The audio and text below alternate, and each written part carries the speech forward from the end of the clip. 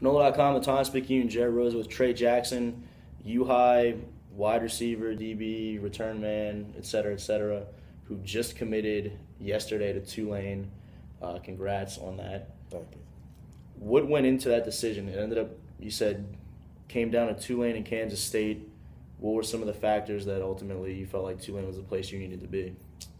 Just, the loyalty. They've been on me since, freshman, sophomore year. And even though it was a different staff, I was familiar with the place, the academics. They're top-notch, top in the country. So, I just got a great relationship with Coach Fritz, and I felt like Kansas State was also a great fit.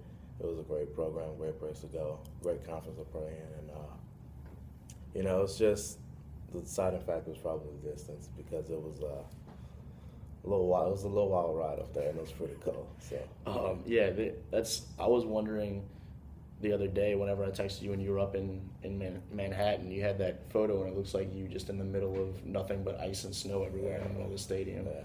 Weren't feeling that necessarily, that aspect of it?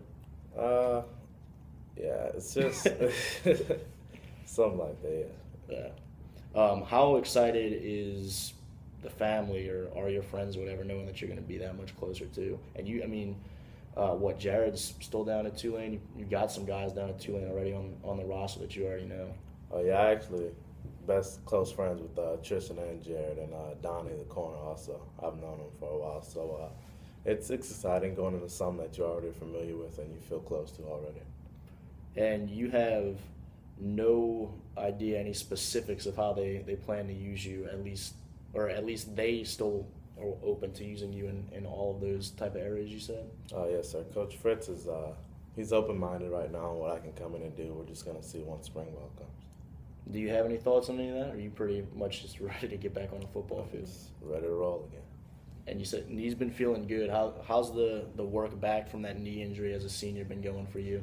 That's interesting. It's a very tedious process, and you just got to keep staying to it because it's a long recovery. 6 months is a long time without playing football when you've been playing it all your life. But you just have to stay at it and continue to work hard.